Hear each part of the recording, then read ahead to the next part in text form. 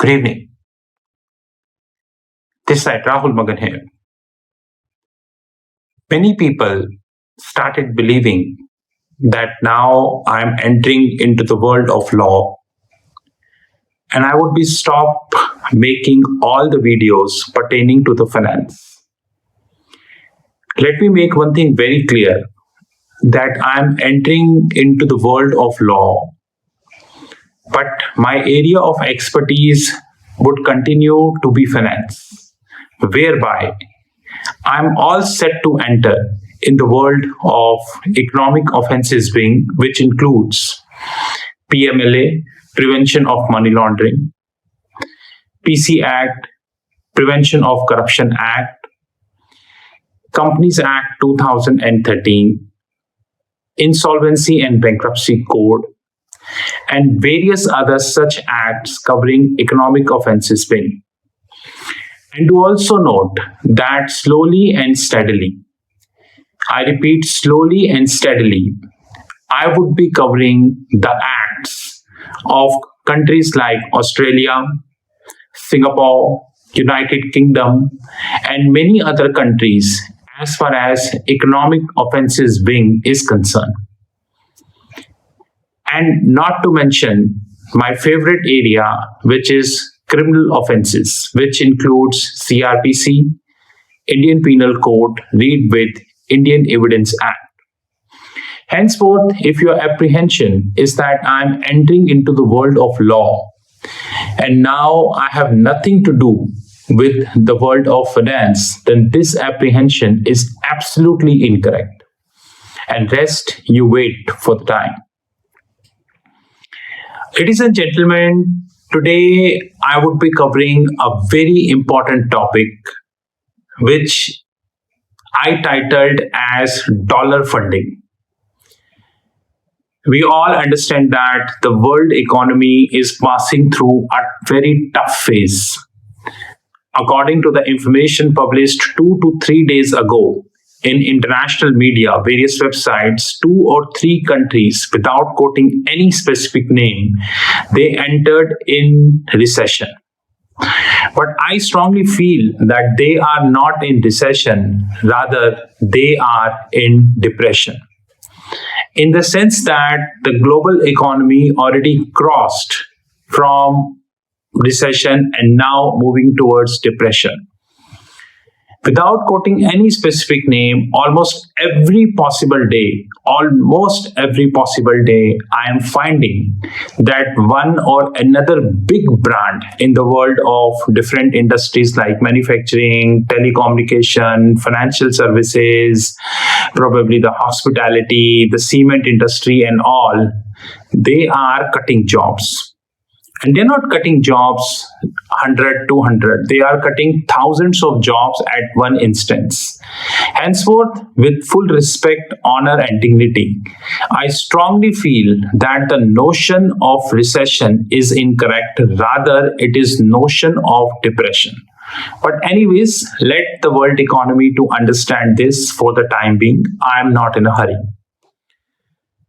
We all understand that dollar is a reserve currency of the globe, but that is also a reality that many other currencies like Chinese yuan, Russian ruble, Indian rupee, they are trying to replace US dollar or setting a mark in the global financial center. When I speak about Chinese yuan, then Chinese yuan is amongst top 10 tradable currencies in the world. And now their political relationship with Russia is also very good. And after Russia-Ukraine war, keeping this topic aside for the time being, then Russian ruble flow in the global financial system has grown. That is also a fact which we cannot deny.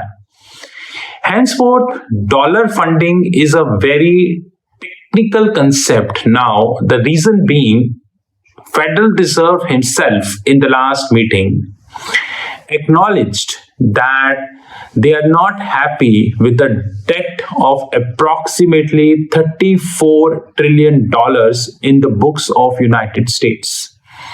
So, statistically speaking, or mathematically speaking, $34 trillion, and I just take a 3% interest rate, just a 3% interest rate, rest you understand very well. It tantamount to not less than 1 trillion of interest burden on the country, which means that only taking 3% interest rate, it tantamount to not less than 1 trillion of interest burden. God forbid, if I would be taking interest rate of 5%, then this tantamount to not less than 1.5 trillion of interest burden. Henceforth, dollar funding is really a very interesting as far as the debatable topic. Ladies and gentlemen, we also need to understand that there are many other countries of the globe who are also reeling under the issue called debt to GDP ratio, which means their debt level is also rising substantially. We all understand that when the debt level rise, so as the finance cost. And mathematics is very simple and common sense that this finance cost to be bear from the tax sources, because the government only income is the tax or the enterprises which government owns, the profit which these enterprises are making, but the contribution of these enterprises are not as much as the tax revenue. However, if the tax revenue not been able to fill the interest cost, then it tantamounts to something which is called current account deficit. And that current account deficit impacts the valuation of the currency. Now, why did I give this whole lecture to you? Because I wanted to let you know that although I spoke on this many times, that every country of the globe, at least the most tradable currencies in the world, I title them as US dollar, GBP, Swiss franc, Singapore dollar, euro, Australian dollar, New Zealand dollar, Japanese yen, and so on and so forth. They have their benchmark curves. And of course, the liquidity of these benchmark curve is something which we can debate upon. But having said that, all top currencies of the globe are holding their benchmark curve. And ladies and gentlemen, this benchmark curve is used to price not only the debt raised within the country, but also the debt to be raised by people sitting outside the country.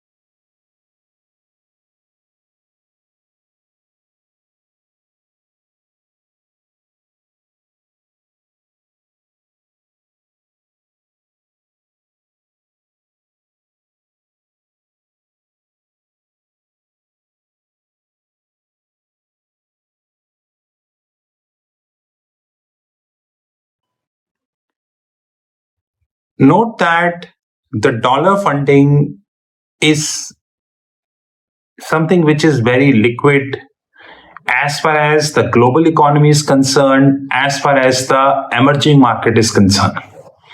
And in India also, not only the banks, the financial institutions, but also corporates are raising the dollar funding. Generally, it is raised via a concept called ECB, which is called external commercial borrowing. However, there are multiple ways also, but most general way of having dollar funding in India is called ECB, external commercial borrowing. Similarly, different countries of the globe have their different structures.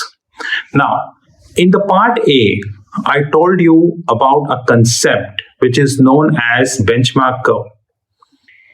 Ladies and gentlemen, we need to understand that when the funding is raised, now I'm using a little technical word. When the funding is raised, the party is nothing but a corporate person. Now, that corporate person may be a corporate person or maybe a corporate applicant also. Now, the technical difference between corporate person and corporate applicant is that when I'm including the people like directors, partners, members, sweet equity holders, then technically speaking, this is nothing but corporate applicant. But when I'm using a word corporate as a whole, then this is nothing but the corporate person. Ladies and gentlemen, we also need to understand that when we raise the money, then generally the money is raised from syndication or underwriting facility. Technically speaking, there is hardly any big difference between syndication and underwriting, although I completely respect that in the last 10-15 years, there are serious positive developments has had happened in the world of investment banking. And because of these developments, there are many syndication driven models which are applicable in the world of investment banking. But it is fairly impossible for me to explain all syndication models in this video. Henceforth, in this video, for the time being, when I'm using the word syndication, I'm going with the simplistic explanation of syndication, simplistic application, definition of syndication. Underwriting is generally two, which is soft underwriting or hard underwriting.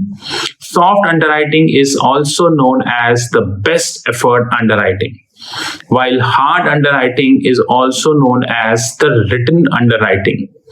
Of course, like India is having Indian Contract Act 1872, amended on time to time basis. Similarly, different countries of the globe are having their different contract act, like Australia have their different act, Singapore having different act, US having different act, UK having different act. And all acts are talking about one common thing, at least as far as the definition is concerned, which is called express or implied.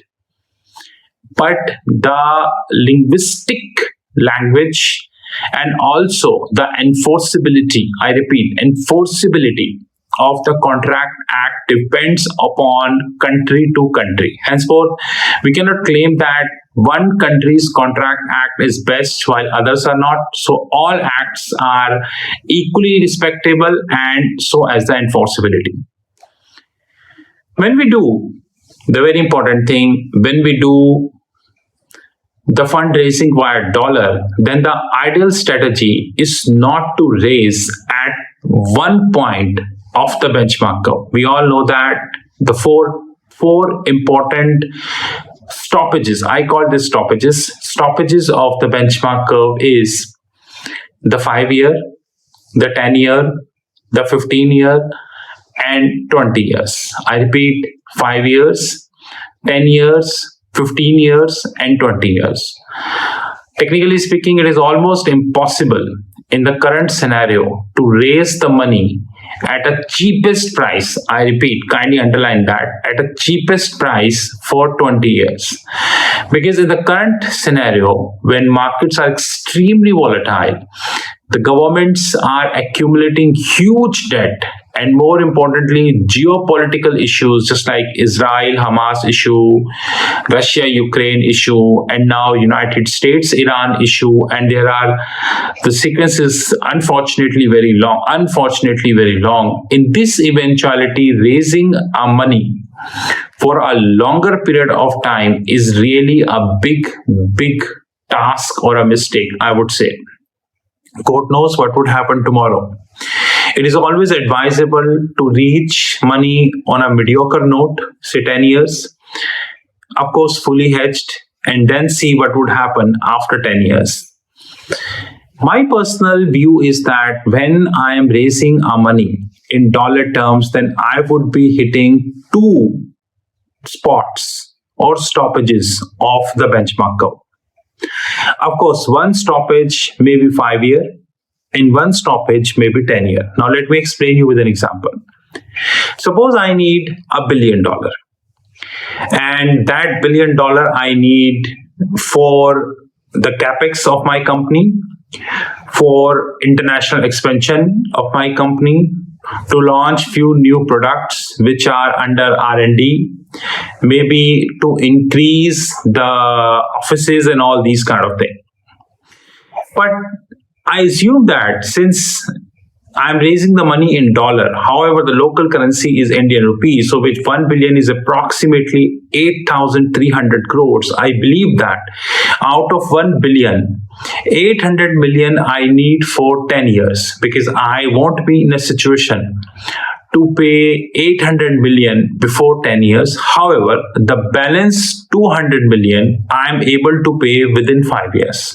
So the biggest mistake people do, they raise the whole $1 billion at one stoppage, which could be 5 years, which could be 10 years. Now, what happened in this eventuality? It impacts your hedging cost.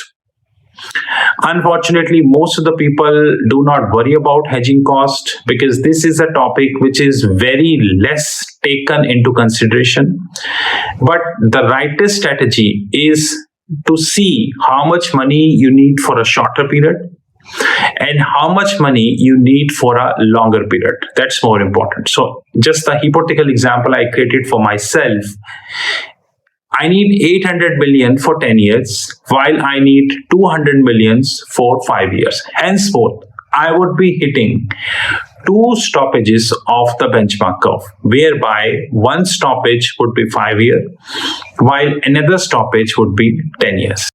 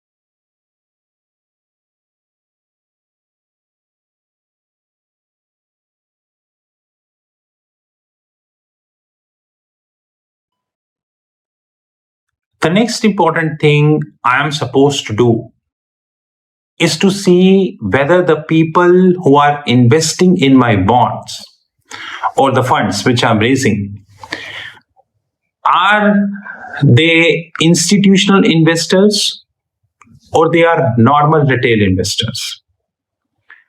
Technically speaking, when you are raising a funds on a benchmark curve, be it a dollar benchmark curve, GBP benchmark curve, Australian dollar, New Zealand dollar, Japanese yen, euro, when you are raising money on a benchmark curve, then you are always raising the money for from institutional investors, because institutional investors generally understand the benchmark curve very well. They understand how to price the benchmark curve. And remember, I have taken an example of dollar funding.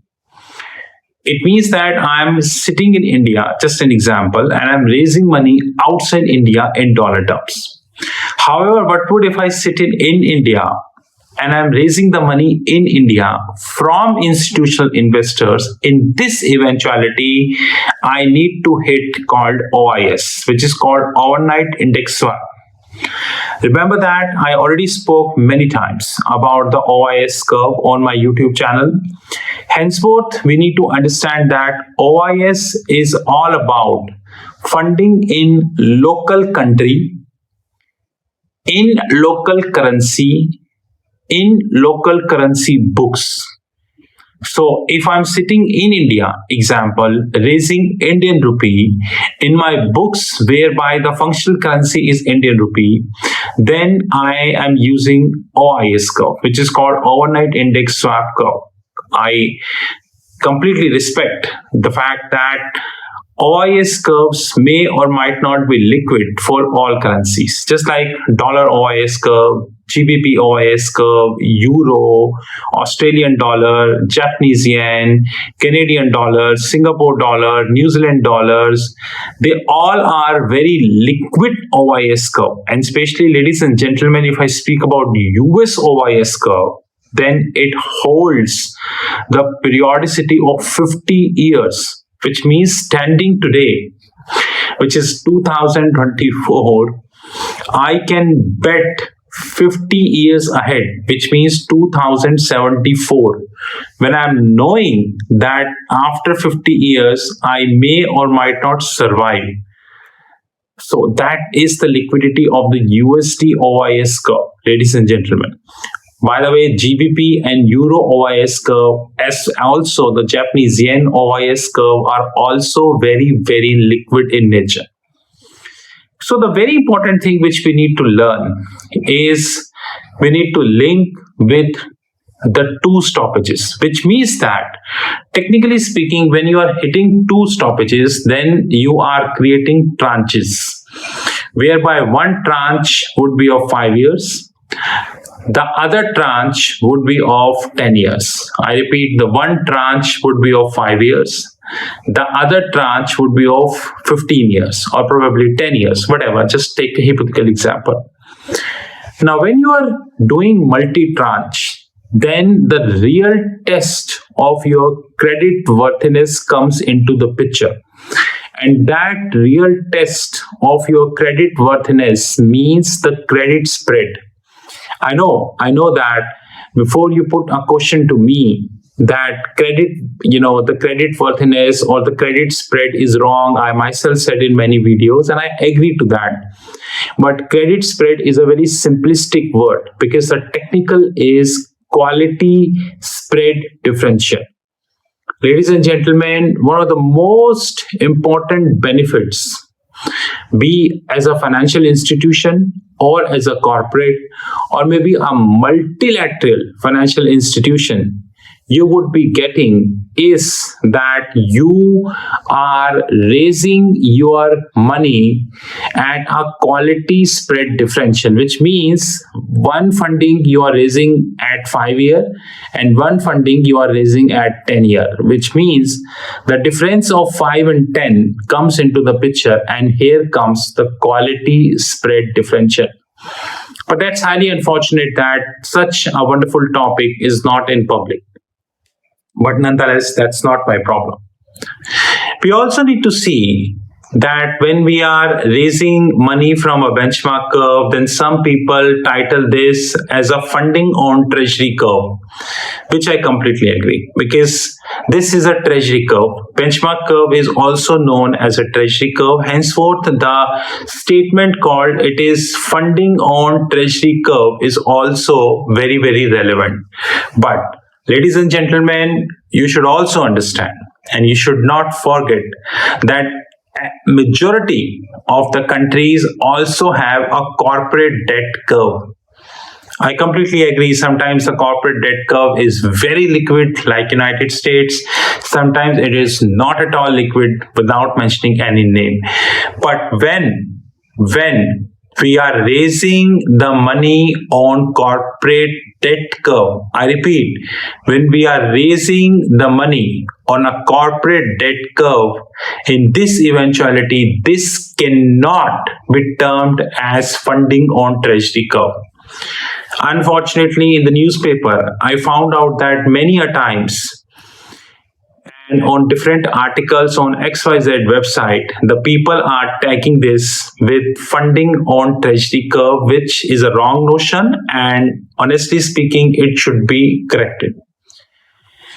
Ladies and gentlemen, the last but not the least, since this topic is endless and I can speak at length, hours and hours on this topic, but time is really limited. We all understand that the LIBOR is dead now. There is hardly any funding which is going on LIBOR. But having said that, we need to understand that now the world is having RFRs. By RFRs means risk-free rate. Now, when we are talking about risk-free rate, then the largest one in the picture is SOFR. By SOFR, I mean secured overnight financing rate. I repeat, secured overnight financing rate. You need to understand that as a bank, probably as a financial institution, or maybe as a multilateral financial institution, or maybe as a conglomerate, you have the power to raise the funding.